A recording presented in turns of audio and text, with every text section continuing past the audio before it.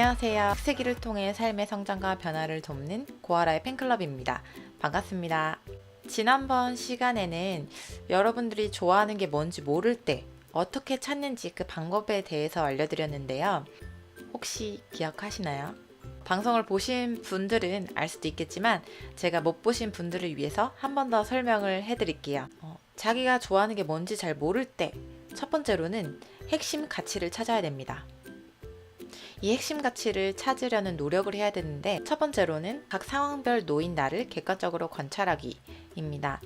그리고 그 두 번째로는 글쓰기를 통해서 여러분들의 내면에 있는 자아를 꺼내보면서 내가 어떤 사람인지 관찰하는 방법이 있는데요. 이런 방법을 통해서라면 여러분들이 충분히 자기가 좋아하는 거, 잘하는 거를 충분히 찾을 수 있습니다. 그래서 가장 첫 번째로 제가 지난번 말씀드렸던 이 핵심 가치 찾기를 꼭 해보시길 바랍니다. 이 핵심 가치가 있으면 두 가지가 굉장히 좋은데, 처음에 창업을 준비하시는 분들에게 창업 아이템을 선정하는 기준이 되고요. 두 번째로는 여러분들이 하시는 사업의 철학이 됩니다. 결국에는 삶의 기준이자 사업의 기준이 되는 건데, 사업의 철학이 있다는 거는요, 결국에는 사업을 오래 할 수 있게끔 꾸준히 지속성 있게끔 갈 수 있게 도와줄 수 있고요. 두 번째로는 사업을 확장시켜 나가는데 큰 도움을 줍니다. 지난번 예를 들었던 유튜브를 다시 한번 얘기를 들어보면은 유튜브를 어쨌든 하긴 해야 되는데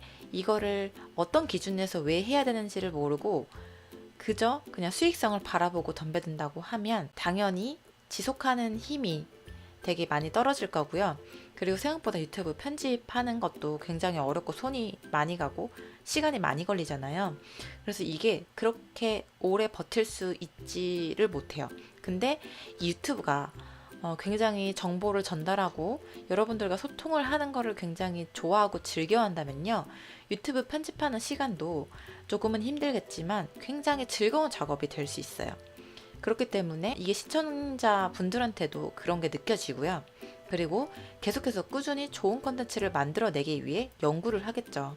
그러면 당연히 유튜브도 아주 풍성한 양질의 컨텐츠를 가진 규모 있는 채널로 거듭나겠죠. 이처럼 사업도 결국에 마찬가지예요. 돈만 보고 하는 사업은요, 사업의 디테일한 부분들을 되게 많이 놓칠 수 있게 돼요. 사업 아이템도 마찬가지인데, 사업 아이템도 본인이 좋아하는 아이템이어야지 억지로 돈을 위해서 이 사업을 한다라고 하면은 재미도 없을 뿐더러 어떠한 어려운 상황이 왔었을 때 그거를 이겨낼 수 있는 힘이 없게 돼요. 자, 그러면 결국에는 내가 좋아하고 잘할 수 있는 부분을 강점으로 만들어서 이 강점을 극대화시킬 수 있는 사업 아이템을 선정을 하셔야 되는데, 이거를 과연 어떻게 찾을까? 사업 아이템을 찾기 위한 세 가지의 방법이 있는데요.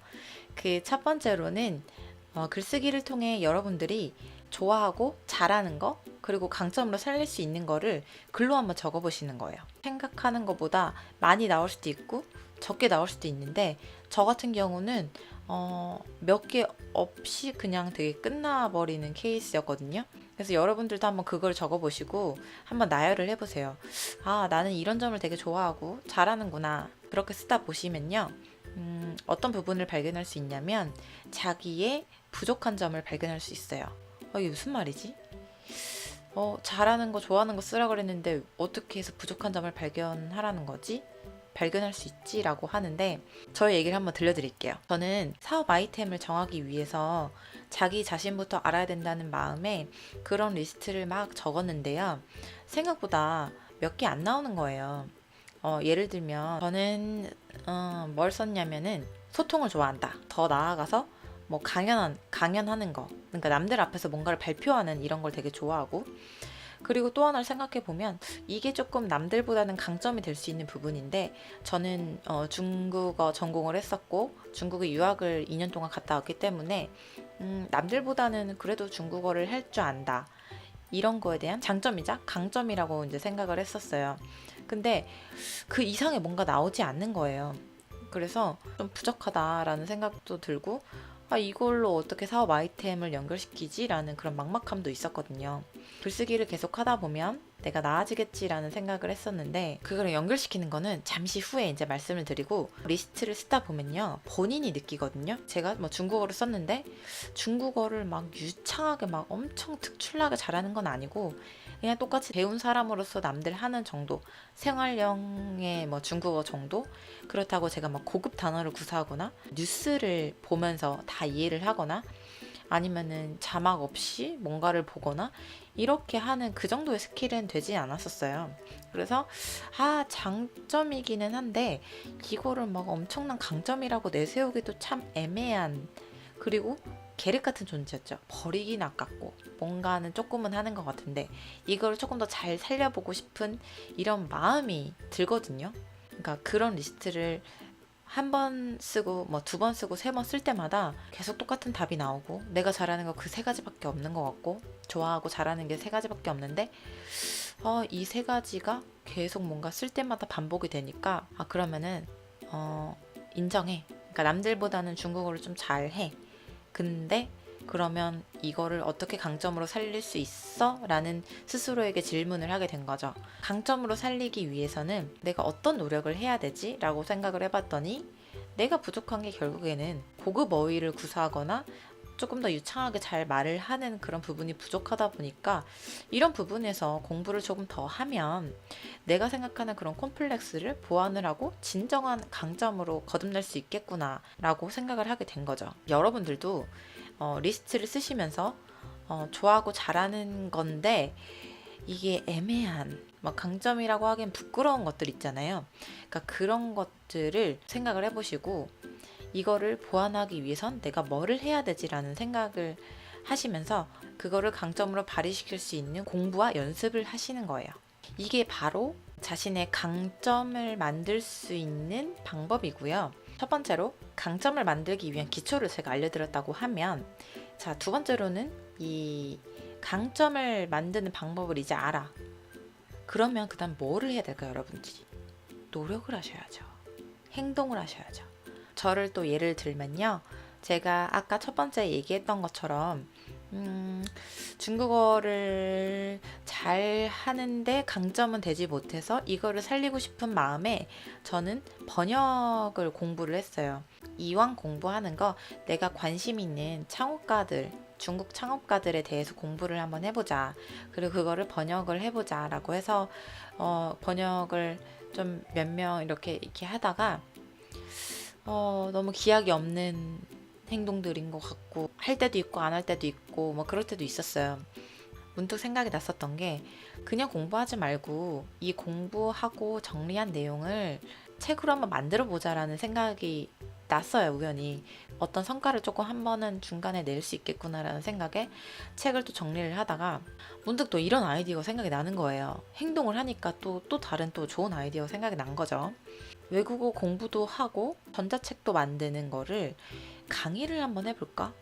라는 생각이 들었어요. 근데 보통 어때요, 여러분? 내가 강의를 한 번도 해본 적도 없는데 무슨 강의야? 무슨 강의야? 그리고 넌 책이 나왔어? 책도 안 났는데 어떻게 강의를 해? 보통은 그렇게 질문을 하겠죠. 근데 여러분이 이렇게 생각을 하셔야 돼요. 창업을 영어로 하면 여러분 어떤 말인가요? 스타트업이죠. 이 스타트업의 본질은 뭐냐면요, 스타트, 시작하는 거예요. 시작하는 게 창업인 거예요. 스타트업인 거예요. 시작하고 행동하는 거. 근데 여러분들께 이 책을 한번 추천을 해드리고 싶어요. 그 책에서 가장 중요하게 핵심적으로 말하는 부분이 뭐냐면, 당신의 경험이 누군가에게는 간절히 필요한 경험이다. 그런 메시지를 담고 있는데, 저는 그거에 대해서 이제 굉장히 영감도 많이 받고 용기를 많이 얻게 됐어요. 그래서 제가 생각했던 것처럼 내가 아직 준비되진 않았지만 서툰 내 모습을 과장 없이 꾸미지 않고 이 모습을 드러내면서 정말 내가 가지고 있는 이런 경험들을 나눠주자라는 생각에 강의를 열게 됐어요.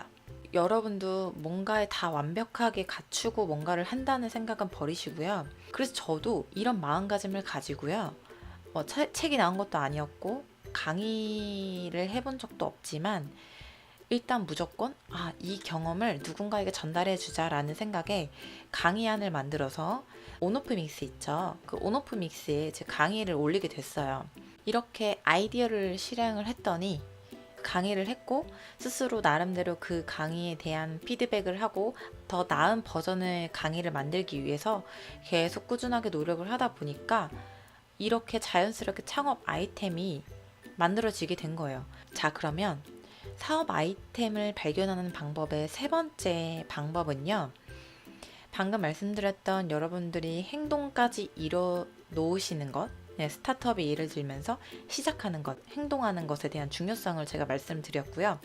그 다음으로 세 번째 중요한 건 뭐냐면요. 피드백입니다.